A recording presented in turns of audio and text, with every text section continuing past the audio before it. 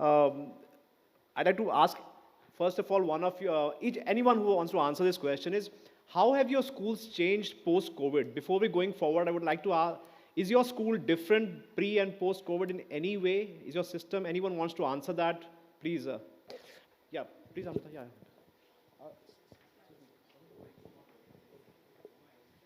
Good evening, everyone. Myself, Dr. 𝗟𝗶𝗸𝗲. I am from Shemford School, one of the branch of Mr. 𝗟𝗶𝗸𝗲, sir. He is our mentor also.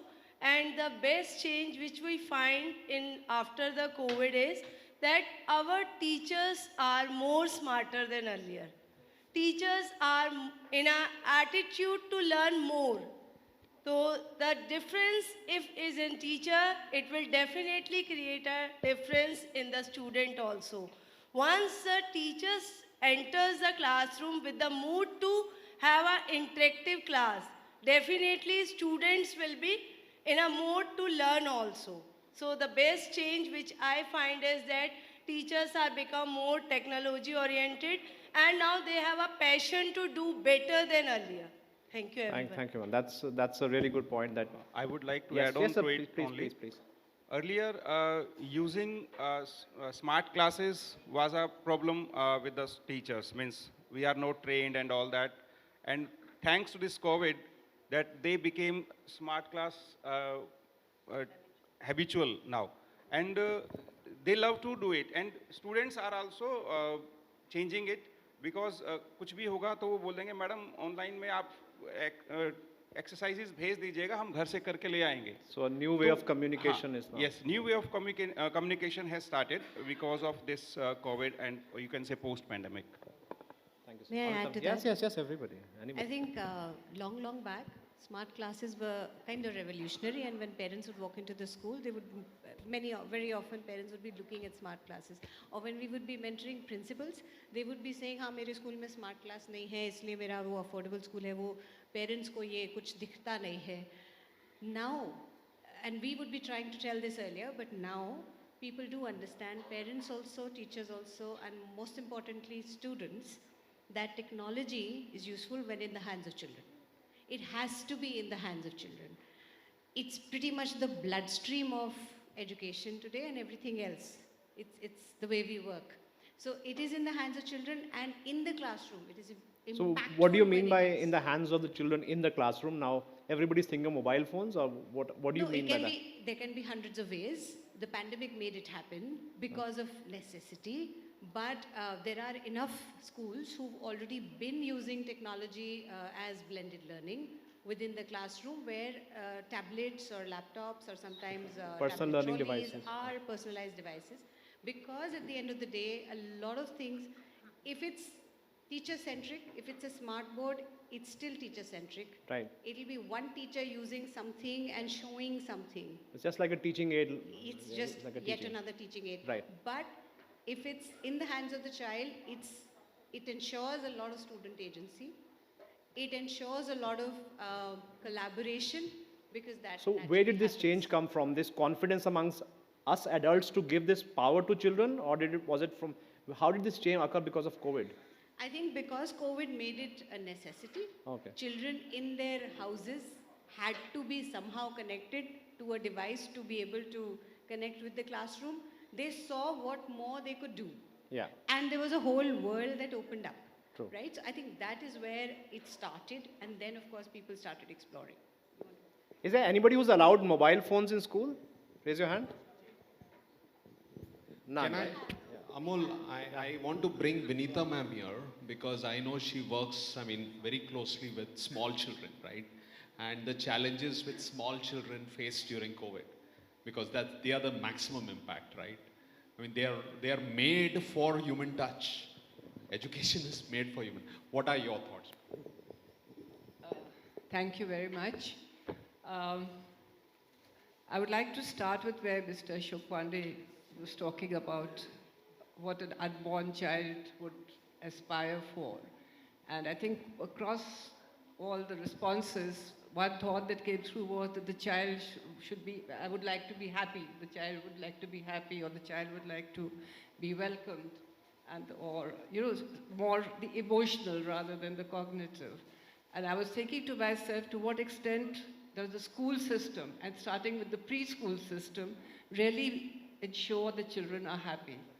I think somewhere we need to think about that, because we are so concerned about phonics हो गए कि नहीं, language reading हो गई कि नहीं, writing हो गई कि नहीं, assessments में क्या होगा, competition में क्या होगा. I mean, I was outside looking at the books, and there was a lot of thrust on general knowledge, preparing for quizzes, this, that. Are we thinking about whether the children are happy? I mean, I think that is something to be thought about. And then again, when you raised this issue about post-COVID, so again, the thought in my mind was that everybody was talking about, sorry, just being a little frank, everybody was talking about the teachers being more computer savvy, being ready to take smart classes, children being technology devices. But there were so many children who had not been to school for 2 years. There were children who must have come into your schools. When would they be? For 2 years, if they're not there, they would come into your class 1 maybe, or come into the upper KG or whatever you have, without ever having been to school before. Right. With being confined in the class, in their homes, with no other children to play, because we have nuclear families, and we have. What was happening with those children? I mean, I was surprised nobody talked about that. They were very scared. I think Amrita and I have been in a panel where we discussed about a few months it took for the schools to get these children to adjust to a crowd, to seeing other children. Some of them were very happy. Some of them went into a shell, seeing so many people. So it was, the psychological impact of COVID was huge on these children. Exactly. For them, the school was a laptop. For them, Yeah. So what I was thinking was, I was anticipating and hoping to hear something on that. But what I'm trying to to emphasize is that the socio-emotional or the holistic development of the child is more important than literacy and numeracy, because that comes as part of the whole development of the child. And I'll just take a couple of minutes, if I may.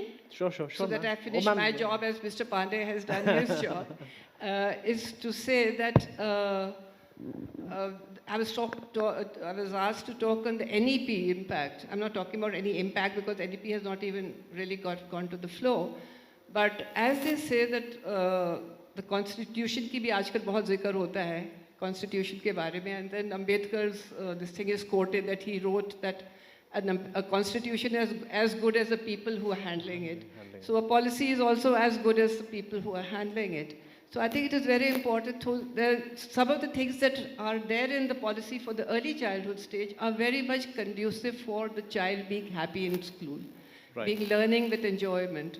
So what are those? I'll just enumerate those and leave it there. We can discuss it later. The very first thing is to have play as a medium of instruction, to have the play pedagogy, play as the pedagogy. Have the child's home language as a medium of instruction. There's so many children who come in without any familiarity with English, and we are enforcing English medium education on them. How much are they understanding? Are they sitting there like zombies, or are they really interacting? So these are some of the questions that are there. Similarly, this whole thing about involving parents, bringing the parents in school together. So that is something that also is very important. So Steve, these are some of the thoughts that are there in the policy, which I think ultimately it is all about providing the child the right environment. Yeah. So building on that, this is for the practitioners as well, other school principals, how much are parents responsible for this drive towards कि sir ma'am उस school में तो L तक करा दिया आपने अभी start भी नहीं कराया writing. Are parents partly responsible for this environment of focus on literacy? आपने writing ही start किया, वहाँ पर तो ये स्कूल में ये भी हो गया. So are we guilty of falling to these market pressures, so-called? Yes, Amol, I would like to add with the madam first. कि during the pandemic, जैसे अभी मैडम बता रहे थे कि schools बच्चों के लिए लैपटॉप या मोबाइल ही रह गए थे. But the fact in the rural belt was कि लोगों ने classes को quit कर दिया था because they have to pay the fees for 2 hours or 1 hour online class. 80% of the students quit the classes. And they didn't have devices, bad connectivity. एक device है, 4 बच्चे हैं. That may be the reason, but the main reason was the financial reason, because they were also right because their jobs were not there. Yeah. They were out of jobs due to pandemic. और जो दूसरे लोग थे daily basis पे कमाने वाले shops वाले, वो भी क्विट कर गए थे। ऑफ कोर्स उसके बाद जब when they came back to school after the pandemic, of course it took time them to adjust, but the teachers made it very well, और उन्होंने उन बच्चों को मैडम बहुत अच्छे से सिखाने की कोशिश की, उनको मिक्सअप करने की कोशिश की। और yes, I would like to thank the play group schools, चाहे वो शैमरोक है या कोई किड्जी है या कोई और है, बिकॉज जो ट्रू एक्सपीरियंशियल लर्निंग हम बोलते हैं या एक्टिविटी बेस्ड लर्निंग बोलते हैं या प्ले वे मेथड बोलते हैं, ये इन्हीं प्ले ग्रुप्स में होता है, जहाँ K-12 स्कूल्स होते हैं। बहुत रेयरली कुछ स्कूल्स में ब्रांचेस होती होंगी नीचे के लेवल पे कि वो K-12 की KG नर्सरी के प्ले स्कूल्स, प्ले ग्रुप्स हैं। अदरवाइज तो वो आपका जो सही है, मैंने रूरल बेल्ट में भी काम किया और अर्बन में भी कर रहा हूँ, कि वहाँ पर ये होता है कि भाई अगर 3 पन्ने आपने रोज काम करने के लिए नहीं दिए, चारों सब्जेक्ट के हिंदी इंग्लिश वो नहीं दिया, तो पेरेंट्स की कंप्लेंट आती है आज तो 2 ही सब्जेक्ट का काम दिया आपने, बच्चा आधे घंटे में फ्री होकर गली में घूम रहा है, हम क्या करेंगे? तो वो इतना काम देना चाहिए कि 1 घंटा बच्चा घर पे कम से कम बुक लेकर बैठा रहे। So that is the reality in the rural belt. So how do you balance that your the market forces and also your responsibility as an educator, that you know what is right for the child? वो balance कैसे किया जाए? I think anybody else wants to answer that. How do you deal with that? How do you deal with the pressures of, ma'am, if you'd like to answer this, how do you deal with the pressure of parents expecting something and you as an educator knowing कि ये शायद सही नहीं है? And ma'am did talk a bit about parents aligning them as well. So what? Yeah, hello everyone. Sir, here I would like, that we are just discussing, because in many points I agree with that, all of you, but I'm actually, from that area. It is little, remote area, and I have very mixed stuff of the parents. So yes, the COVID period actually changed a lot. Some of the positive impact that we get, like from the parent side, some were that, as you said, the pressure was there, definitely, pressure was there. So, will you please repeat your question, what exactly you're asking? The pressure from the parent side, ki syllabus is not, important. Yes. They're focusing on literacy a lot. Yes, yes, वहाँ yes. पर तो इतना करा दिया, and you as an educator know कि बच्चे के लिए सही क्या है, which ma'am was talking about. Right, sir, right, the right. Early stage.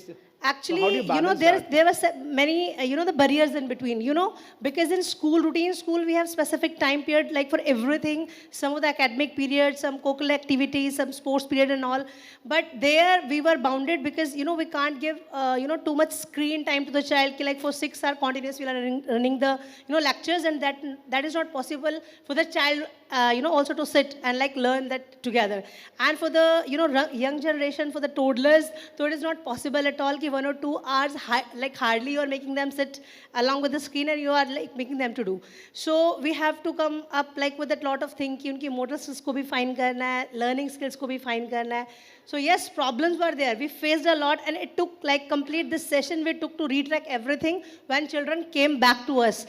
Many of them, they were like little bit, they were engaged on that time, enrolled in the school, but still parents, keeping that importance of the education, they were not running. Yes, I am little, I would just say ki, glad ki some were there, they were not running, we have to promote to the child to the next class only, or we have to run with the syllabus only. No. We just came up with that, syllabus ko cut out karke, and we didn't run with the syllabus ki, complete karna hai, with the same curricular we have to run and all. We see the child individually, and accordingly we did the assessments. And yes, it took almost this year. Now I would just say ki yes, we are on the track. Earlier we were there, the monthly planner, yearly planner. So now we are on the track. Ki we can say ki fine, we are doing it. Sure. Yes, ma'am. Yeah, sure, ma'am.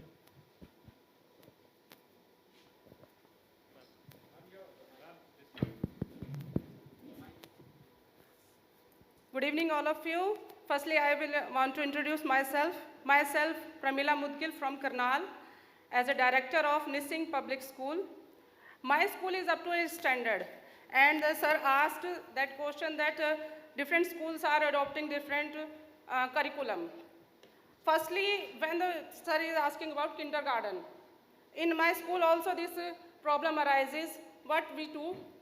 We make videos of the students, what they are writing, they know their recognition, they know what is this, what is N, what is T. If he or she, that student knows this thing, then we will send that video to their parents. they are becoming that students are knowing this thing. बच्चे को जो वो जितना वो कर रहा है वो उसको आता है, that is enough. Don't say this school is doing this school is doing. Every school has different curriculum. Okay, sir? And I think you got your answer. Yeah, I think And that is the technology. That is the technology that we are uploading. Different schools are uploading different Next videos question on पूछ लेता हूँ. Facebook also. Okay. Thank you, ma'am. Yeah, ma'am. You like to answer that? Thank you so much, ma'am. I think that's very important to bridging that communication gap with parents where they realize that yes, आपका बच्चा भी पढ़ रहा है, कर रहा है. Yes, ma'am. You like to? Yeah, that's very fine. See, everything has got pros and cons. COVID also came not just as a disaster, but as an opportunity also for all of us, and we learned, I believe, a lot many things. It did not just, you can say, break the education system, but I feel that it really exposed our broken education system.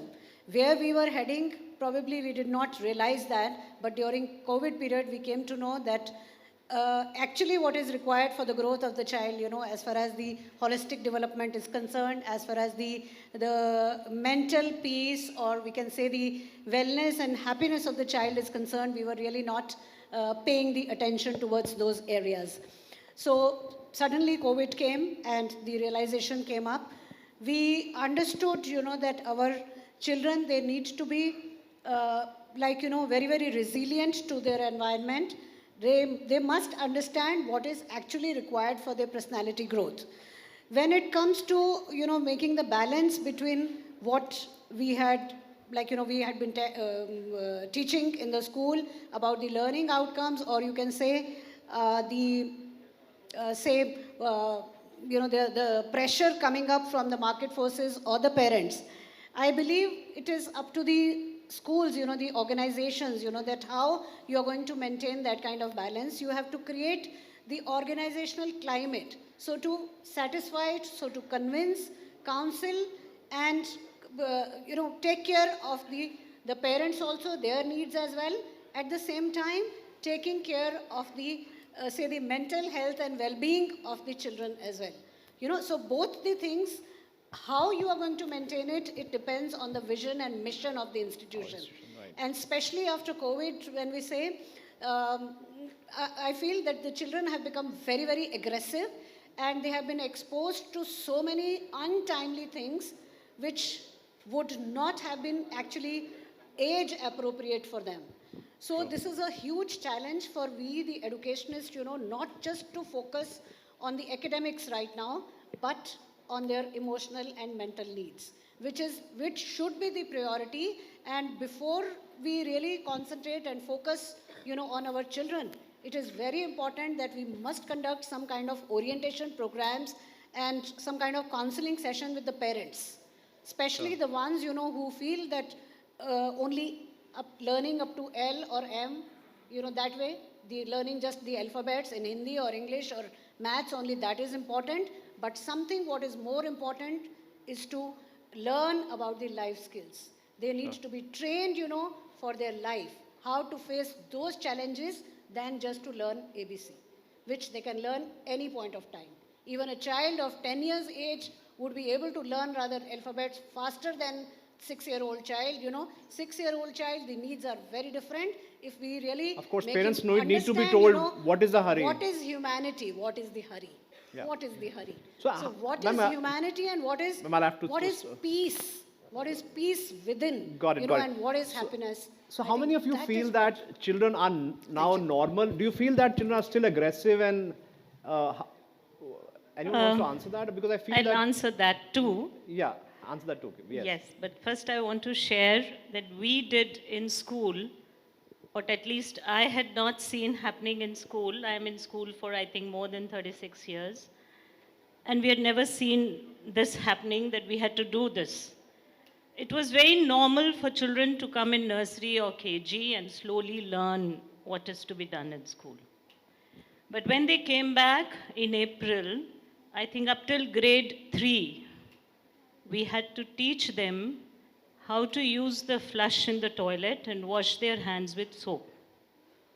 We taught all our maids to ask the children, have you washed your hands with soap? And the child will say yes, but they will not use soap. So you have to smell it.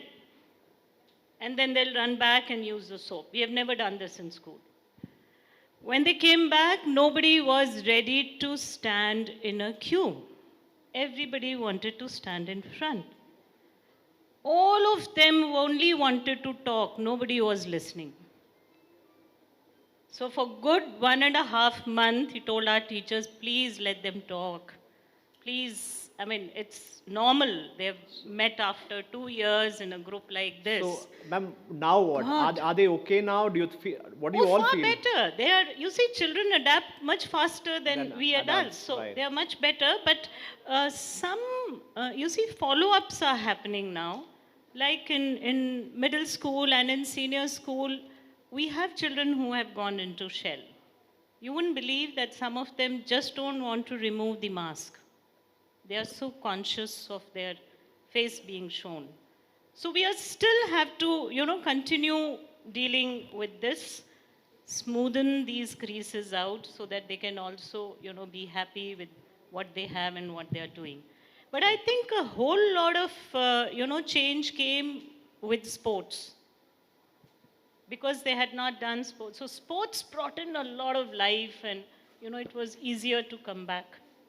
So I think you've all set up the issue very, very clearly where we are right now. Since the topic is about going forward in EdTech, how do you see schooling change now? Now what? What's the next step? Now here we are now, and we've all understood the situation with children, with parents and everything. But what next? What do you see as the next game changer in education, from whether it's technology, whether it's something else? Anyone would like to answer that? Yeah. I think people have highlighted the issues, but social emotional learning has to be at a mainstream in education. It cannot be something that we do because now there was a pandemic and because we are seeing all these concerns so in the extreme and so pronounced. Education is preparation for life. It cannot be with some books and some things and some words and some theories learned.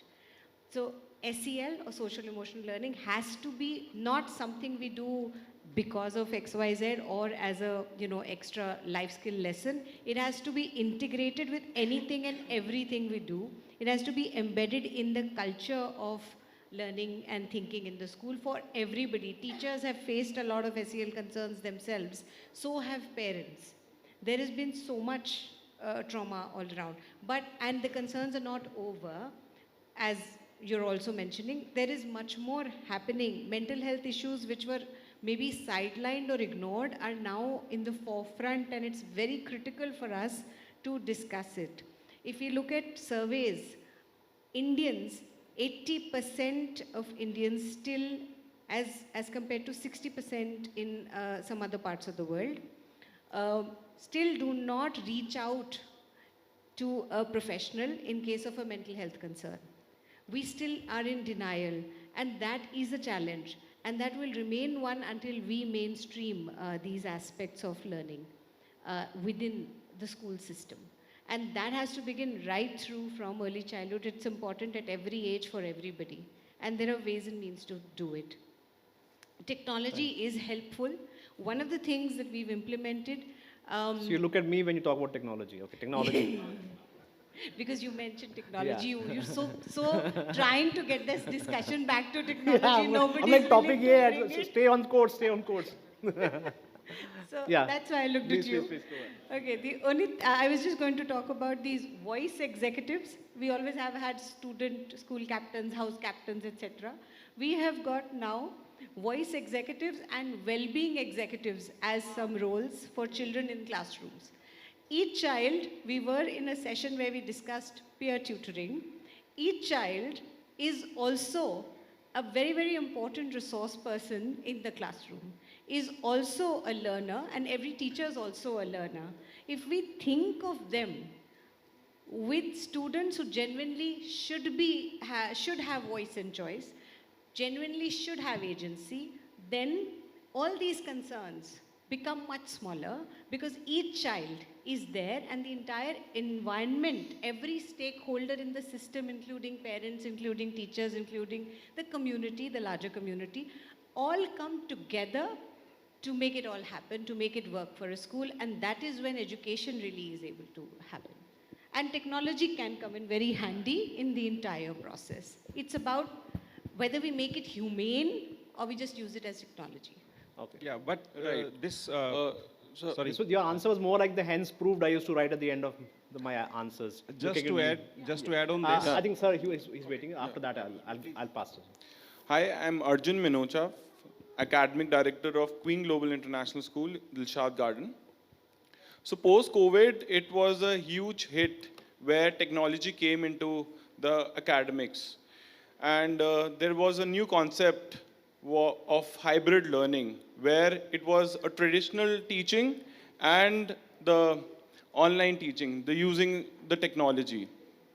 So that was where we need to balance the traditional part and the online part, how we need to manage.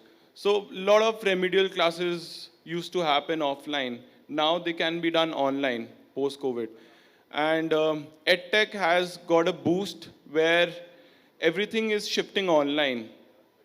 So all the assessments are being done online where the students are being questioned and basis of their answers, the level grows or it levels down. So if the student is giving a right answer, the next question will be a little bit difficult. Accessing the student, and if he answers wrong, the difficulty level will decrease. So that's how, and of course, the making of question paper, analyzing the student, everything is being done now with AI, with the help of using AI.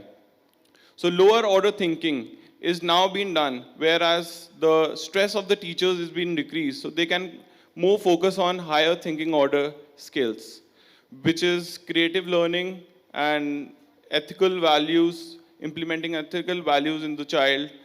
So these all have been done, and the future will be shifting towards metaverse, where student can log in the app, make an avatar, and can attend classroom through the app only, where he will be experiencing virtual reality, where the teacher will be teaching and he will be sitting in the class and experiencing everything, asking the question like it happens in real life.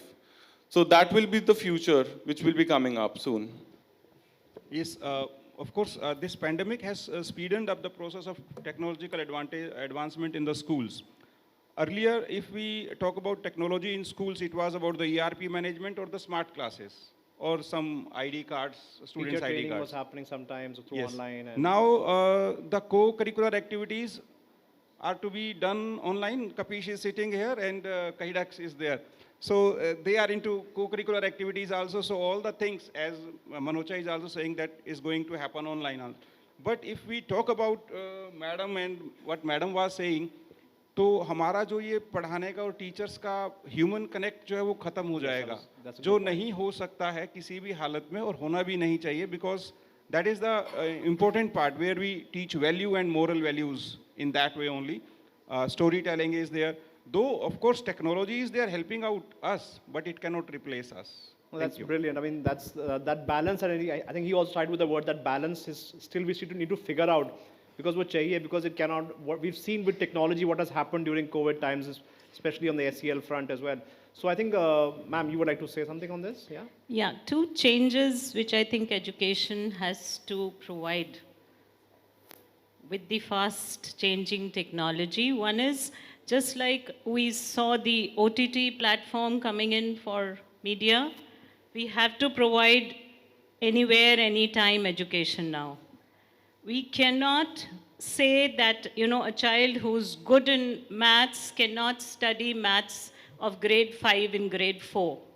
We'll have to bring in those paths. Are our schools ready for that, where we have infrastructure, class 12th examination, NCRT definitions? That is what has to come.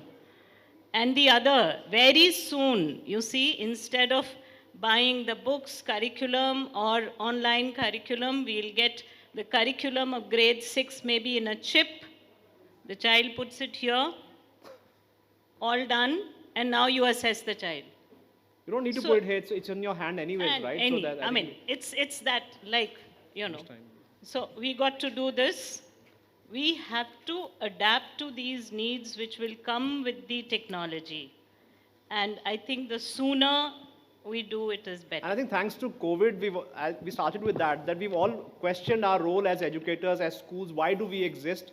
Why should somebody pay us the fees? Why should somebody continue to be us? Why do we exist in the first case? So unlike dinosaurs, we did adapt. And I think we started off with that thought that because of COVID now, teachers are more open to learning, and this will be a good base to build on the foundation. Now we are okay to go into a stall and say, okay, what does this do? What do your application do? My teachers will not say, mouse hilane se kitna cursor hilta hai. They were at that level 2 years back. So I think we've all, teachers as a fraternity, we've done an amazing job, and thanks to these amazing tools that we got, some of them which were free, the Google Classroom, Microsoft, Zoom, 40 minutes, I think we could give affordable education to children. So that's a big, very grateful for having those technologies as opposed to 15, 20 years back when we would have been depending on SMSs for education. Ma'am, you'd like to add something to that? Since we are talking about the teacher versus technology kind of. No one's going into versus, we're saying try to balance that. Yeah, so there has to be a balance, there's no doubt about it. So I was just wondering that, I wanted to raise a question that we're talking a lot about the 5 C's, which are the skills of the future for the 21st century. Right. How many of those 5 C's can be just developed in children only through technology? Because if you're doing, I have limited knowledge of that, but I would like to raise it as a question that to the best of my understanding is most of technology use is happening in isolation, right? No, ma'am. For example, collaboration, children can be asked to make so that is the question in my mind, that, how do you develop those skills purely by technology? So communication, you can ask them to create videos. Collaboration, the virtual labs can collaborate. Creativity, through virtual labs, you can allow them to be creative without any risk of, damaging equipment and all. So I think these tools do have a role to play, but again, led by a human being. In isolation, all content is already there. So actually the role of teacher as a facilitator remains. I think that debate will technology replace teachers is settled once and for all. Will technology replace the school? That's settled once and for all. I think now it's an onus on educators and schools to how do we leverage this tool to the best of the teachers. Anita ma'am, you want to add something? Okay. I think our time is up. Do we have time for questions from the audience or? Afterwards. Okay, so I think we are running short on time. Thank you so much. Amazing panel discussion. I had a great time, great learning experience for everybody, for me, and I'm sure for everybody. And thank you, audience, for listening so patiently and cooperating with us as we merge the 2 panels. Again, I think going forward, it's going to be an interesting time for all educators with 5G coming in, machine learning. We saw an example of AI coming in. So I think it's going to be an amazing time for educators. And thanks to COVID, as we all discussed, we are prepared. We know the SEL, the importance of SEL and how technology, SEL, the human aspect all comes together. So it's going to be an exciting time as educators to be prepared for the ride. And thank you, Time to Grow, for organizing this and helping us come out of our classrooms and being able to think, sit away from our classrooms and be able to brainstorm and think of what will happen in the coming years. So thank you so much, everybody. And over to you, organizers. Thank you, Amolji, for such a wonderful moderation. And thank you, panelists, for sharing your valuable knowledge, ideas with us on this topic. Yes, very rightly said that students or the children are not the things to be molded. They are the ones to be unfolded. Yes, moving forward, I would like to invite on stage and welcome Dr. S. Vishwanathan Ji, Director, SRM Institute of Science and Technology, Delhi NCR Campus, Ghaziabad, to come forward and comment our amazing panel members and moderators.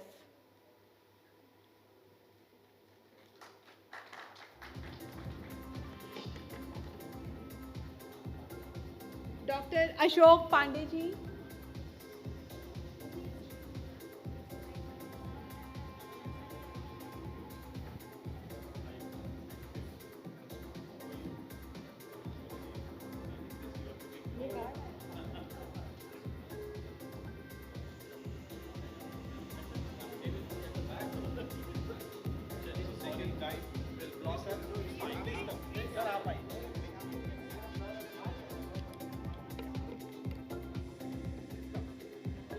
Dr. Amrita Vohra.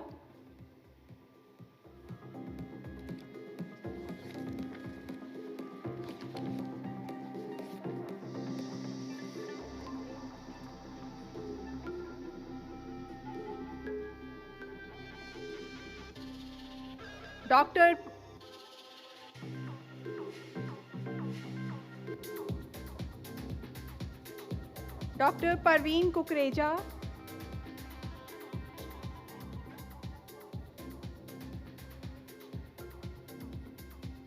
Mr. Anil Mukhija.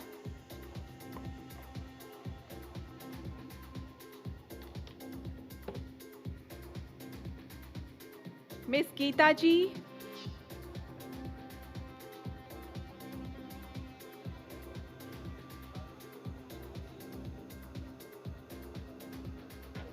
Professor Vinita Kaul ma'am.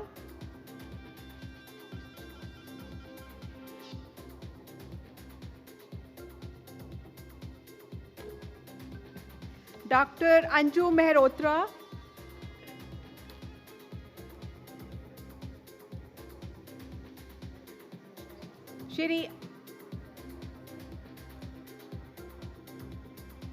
Shri Arjun ji.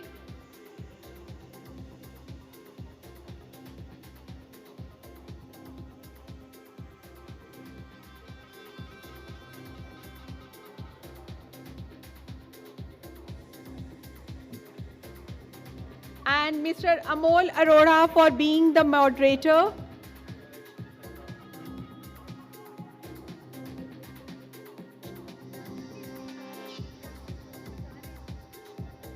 Shri Francis ji.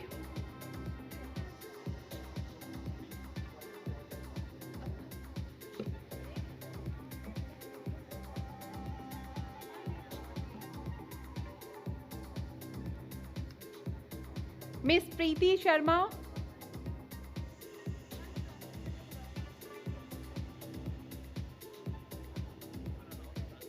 हाँ जी हाँ जी.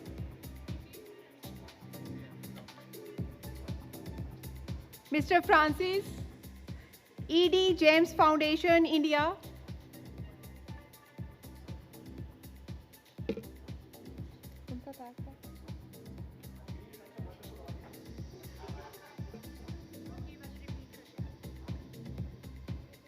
Miss Preeti Sharma.